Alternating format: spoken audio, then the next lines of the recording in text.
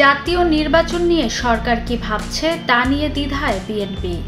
বেশ কিছুদিন ধরেই দলটির নেতারা নির্বাচনের রোডম্যাপ ঘোষণা করতে সরকারের প্রতি আহ্বান জানিয়ে আসছেন, কিন্তু সরকারের তরফে এখন পর্যন্ত সাড়া নেই। এতে ক্ষুব্ধ বিএনপির হাইকমান্ড। দলের ভারপ্রাপ্ত চেয়ারম্যান জানিয়েছেন, এমন পরিবেশ তৈরি করা হয়েছে যেন নির্বাচন চাওয়া একটা অপরাধ।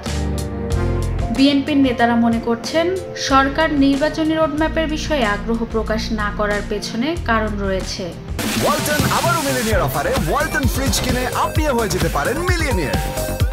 মিলিনিয়ার ছড়াছড়ি দেশ জুড়ে, এটা শুধু ওয়ালটনই পারে। তারা হয়তো দীর্ঘ সময় ক্ষমতায় থাকার চিন্তা করছে, এ কারণে নির্বাচনী রোডম্যাপ নিয়ে কথা বলতে চাইছেন না। দলটির নেতারা মনে করছেন, পরিস্থিতি দিন দিন সরকারের অনুকূলের বাইরে চলে যাচ্ছে।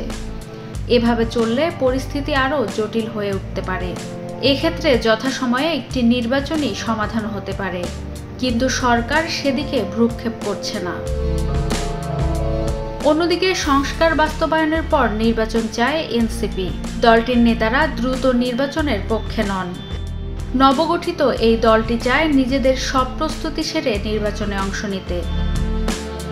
আন্দোলনের আরেক অংশীদার জামাতেরও অবস্থান স্পষ্ট নয়। দলটির নেতারা এক এক সময় এক এক বক্তব্য দিচ্ছেন। সর্বশেষ গতকাল বলা হয়েছে, নির্বাচন দেওয়ার মতো এখনও সুষ্ঠু পরিবেশ তৈরি করা হয়নি। এই দুই দলের অবস্থানকে ভিন্ন দৃষ্টিতে দেখছে বিএনপি।